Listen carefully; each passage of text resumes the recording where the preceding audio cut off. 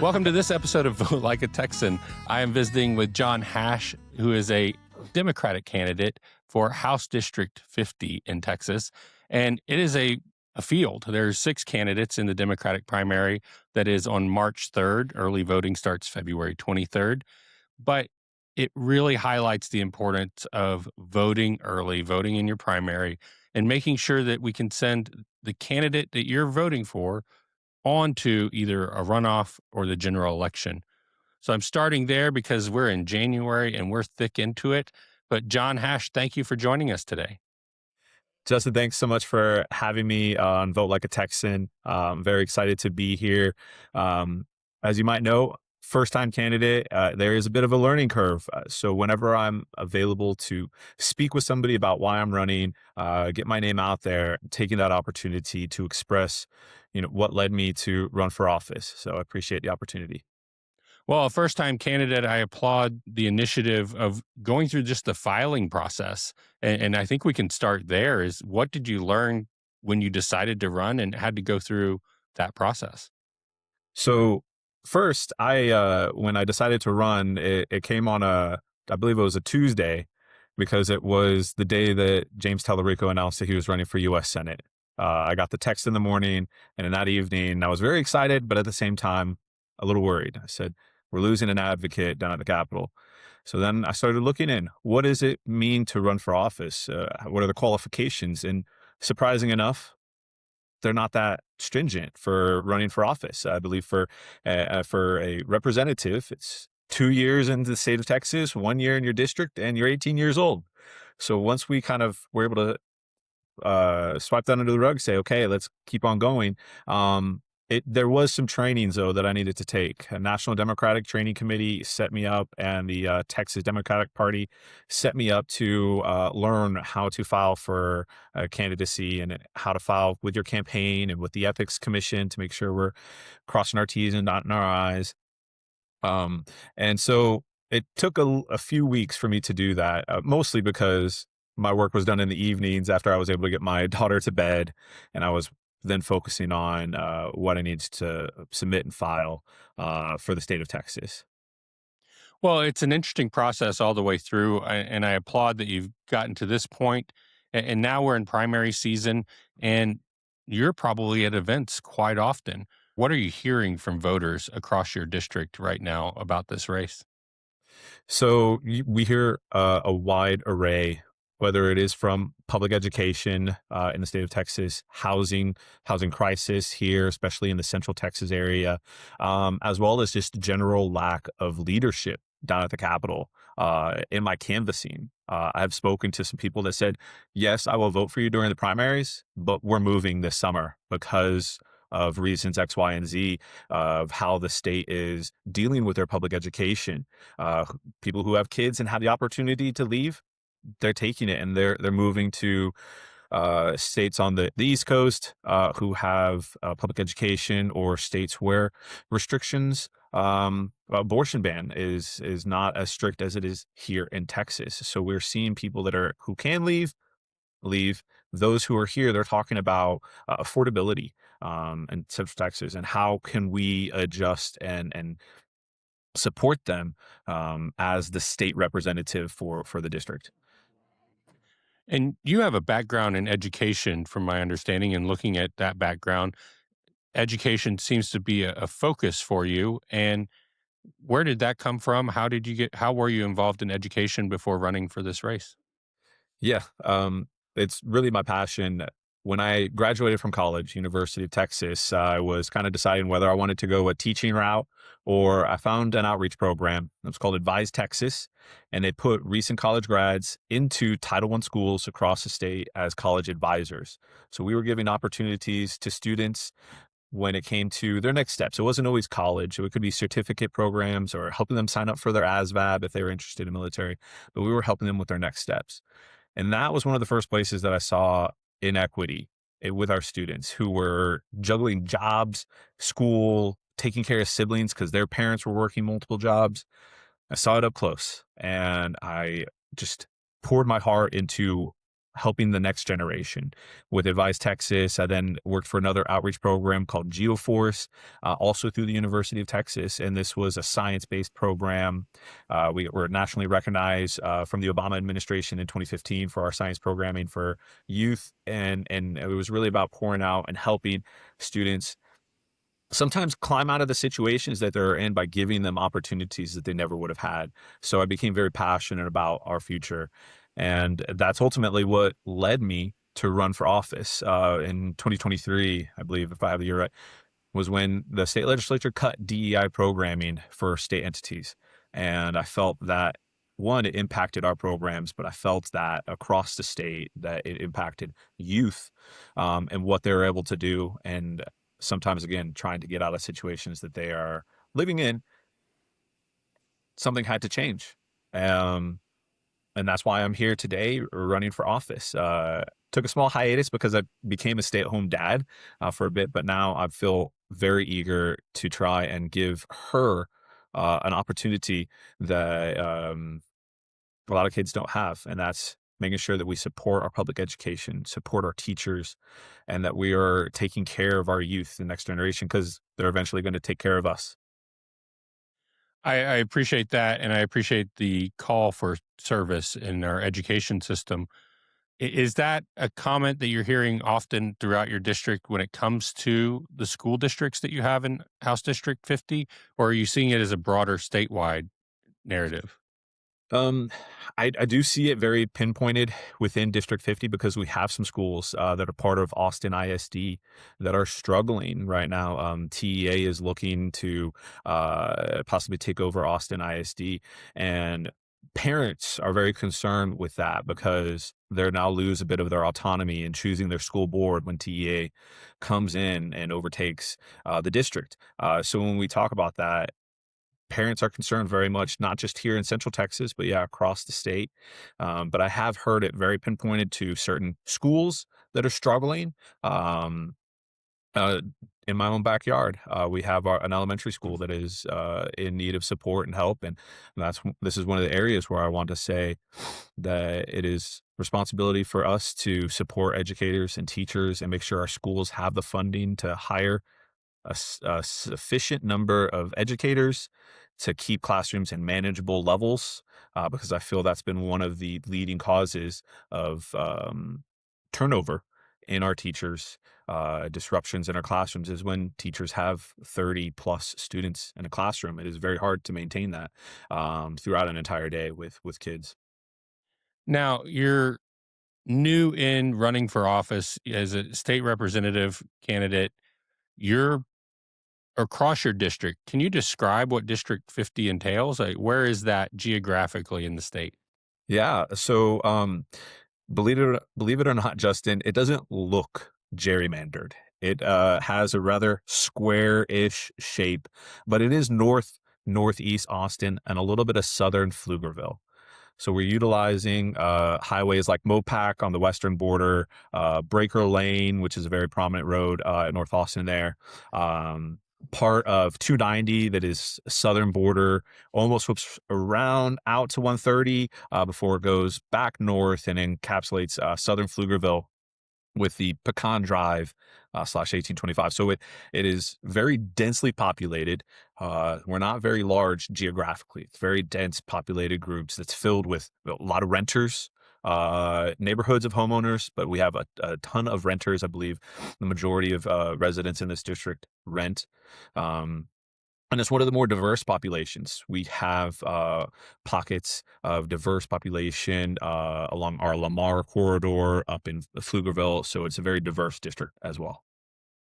What have you learned about running for office in this season? We're still early in it, but you've been, let's just say, since December 8th, everybody's been campaigning pretty hard. What has that been like for you as an experience coming into it? Whew. There have been one, people have been excited to hear that we have younger groups that are running for office, new people that are running, because I think that means something. That means that people across Texas are wanting to see the change, and they're taking it upon themselves to make that change. We now saw that the state of Texas has every House seat, every Senate seat. We have all of our congressional districts filled with Democratic candidates, and that's moving for me to see that people are now deciding it's now time for us to make change, and let's do it. And so I get to say I'm part of this cohort that's hopefully the blue wave come in and going to turn Texas blue. But at the same time, I'm also understanding that we live in Texas, and while I might be representing a very blue district, I need to make sure that my conversations that I have, that I am still thinking about how can I progress all of Texans? How can I progress us in the district and Texas statewide? So learning from many of the people who have been behind the scenes who are now running, we've met, and I've gotten to meet a few of the candidates in District 49, which has, I believe, 8 candidates, but some of them have worked in capitals, worked in campaigns. So a lot of it is speaking to candidates from other districts, learning from them, learning from their campaign managers. What is it like to run a campaign? What should I be looking for or looking out for when it comes to best decisions on my time? How can I invest my time as best as I can? The donations that we receive, making sure that we're good stewards of the money, because we want to make sure we are focusing on the people. So it's been very invigorating, educational, and when I highlight some of the things of social media, how can we best target younger populations through social media? I've just now created a TikTok a couple days ago with some of my first videos coming out about going from stay-at-home dad to running for office. So a lot of suggestions and help when it comes to running campaigns that have come from other candidates. And that's very uplifting for me to see that they're excited to see someone like myself out there running for office. That is part of it in the modern world, is putting yourself out there in such a way. And I applaud. I've seen your TikTok channel come up, and you're putting some great personal videos out there saying why you're running, how you're running, where to find you, etc. But as you've looked around that landscape, and I appreciate you're talking about getting younger voters into the polls, how do you anticipate doing that between now and March 3rd, so that we can get those primary voters out there, and they can help this really skinny out that field of 6 today? Yeah, that's a great question, because I think one we noticed, and when I've looked at the data, one of the first things we're supposed to do as candidates is look at what are previous elections like and what is your target number. And when I looked at District 50 in the last 2 election cycles, we've seen roughly average of about 11,000 turnout during the primaries. And that's 11,000 of roughly 100 and 11,000 registered voters in the district. That is a small percentage. So when we hear people say, well, like, oh, my vote doesn't count, I try to emphasize and hope I have some ideas and some editing to do on some of these TikToks of trying to get the young people out, young voters, because one, we need to make sure you're registered to vote by, I believe, February 2nd, if Right. I'm mistaken. February 2nd, you need to be out there. You need to be registered to vote. And then when it comes to the primaries, that makes a huge difference. So I have a plan for my TikTok for the rest of January leading up on getting registered to vote, and then why voting in primaries makes a big difference. I would hear, especially from some of the students that I worked with, well, I'm only picking between A or B, and I don't like either of them. Well, person A and B in the general elections were decided way back in March during the primaries. And that's where your voice can really be heard. When you start putting yourself into these areas to voice your opinion during the primaries, during the runoffs, because it's very likely we're going to have a runoff, that's going to allow you to then be excited about the general election when it comes to that. Hopefully it is your person. Or maybe you've learned more about some of the candidates in that time. And definitely I have, Justin, I used to be a person, I was a very informed voter.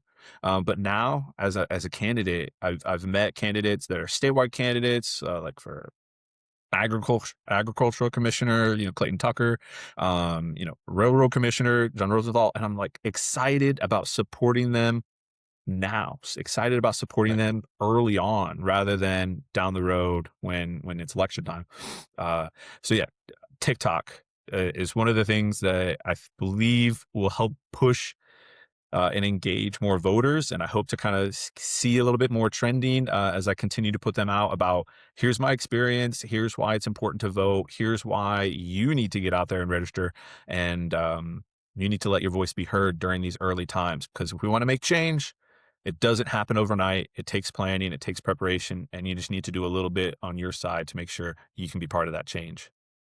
Well, and I want to reiterate to those voters that they have a more recent experience in Texas public education today. Y- And if they want to give feedback on that experience, this is a great opportunity for that, is to get involved in the primaries early. Because to make it very clear and to the point, if you're not elected in the primaries, you don't continue on your candidacy. Yep. It is now or never for these 6 people that are running as Democratic candidates for House District 50. And that's often lost. So I appreciate your focus on that. You also mentioned John Rosenthal, and I had the privilege to interview him in the past. And it amazed me that he was the only engineer in the House of Representatives at that time. And we're a state that talks about oil and gas a lot, that talks about some technical things. And we need people with that professional background in these offices. So I'm thrilled to hear that you're looking to him for mentorship and feedback, and that he's running for an office that fits his background really well. But Yeah. it takes all of us coming together to represent the state at this level. And so I applaud your efforts there, and just reiterate, if you were in the last 10 years, you were part of the public education system, you have a better view than many of the voters that do turn out for primaries. Yes. Yeah.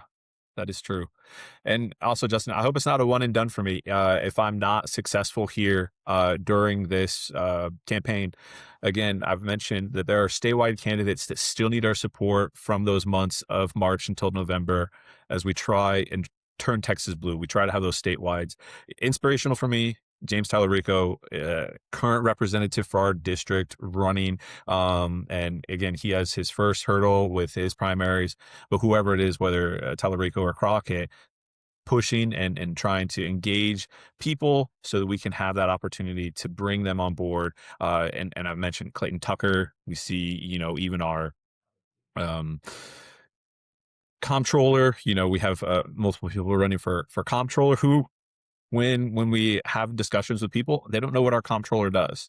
Right. So, the person who's in charge of the money, and a lot of people don't know actually what their job is. And a lot of that goes to trying to make sure we have the good education opportunities for our students so they can learn what is part of our government here in Texas. I think that's important. So making sure that they understand railroad commissioner has nothing really to do with railroads anymore. It is oil and gas. That is the primary topic for their work. So again, I hope it's not, this is my only opportunity. I hope I'm moving on to primaries. I'm planning on that already, that we are going to have a primary runoff and that I'm ready for it. We have wonderful people that are running in District 50, the 6 candidates. So I'm just so happy to be part of this group as well. The people that I've met, so happy to be part and running alongside them as we all run for the same seat. Where can people find more information about your campaign, and more about what your passions are and your focus would be in office? Oh yeah. My website, johnhashfortexas.com. So that's going to where you find the basic information about what I stand for, why I'm passionate about public education, our housing and healthcare here in Texas, and our environment. My background working with science camps led me to working with environmental groups, with our energy industry who have supported us. So I'm very passionate about these areas. So you can find more information on our website. And then I'm on social media. We have Facebook, we have an Instagram, we have a LinkedIn, and I have a TikTok now. So you can definitely check out John Hash for Texas in any of those areas. And hopefully I'm popping up towards the top of those lists. You can check us out, have ways to follow us, follow our newsletter. I try to let people know, be very transparent about our campaign. How are we doing fundraising and spending? We're just now in the days of our first deadline for campaign finance reports. So we got to submit that. And I did a TikTok, which I'm editing right now, to send out to say, this is how you do a campaign finance report, to let people know that we try to be transparent when it comes to what we're doing on the campaign. So yeah, social medias, a website, those are the best ways to reach out to us.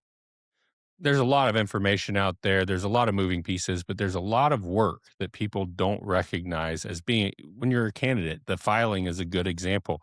There are some very stringent rules and processes to follow around filing Hmm. because it is donor money, it's voter money, and they want to make sure it's going to the right places. The other part of that is this is a family sport. You don't do this by yourself, especially with a 2-year old at home. Yeah, actually, Justin, you're so right. I have a big thank you for my wife, Ruth, who has helped support me. And anytime I kind of feel like, man, am I getting in over my head, being a first time candidate, she reminds me, why did you decide to run? And the work that we've done across the state with our youth and our programs, she said, this is why. Don't ever lose that. And so I keep holding on to that. And she's always a good foundation for me to go back to, and has just been ultimately the best support that I have. And then my daughter, she likes to join for some of the events that we've had, and a town hall that we're about to have. And she'll be there running around. So she is also a bit of a attention getter for people to see that, we are a family. We're out there trying to make a difference for families here in the district. I can applaud that across the board because it is um, not an easy choice to do this, but it's an intentional one that you're making. So, John Hash, I appreciate you taking time with us, visiting and sharing your passion for education and your candidacy for House District 50. Yeah. Thank you so much for your time, Justin. I appreciate it.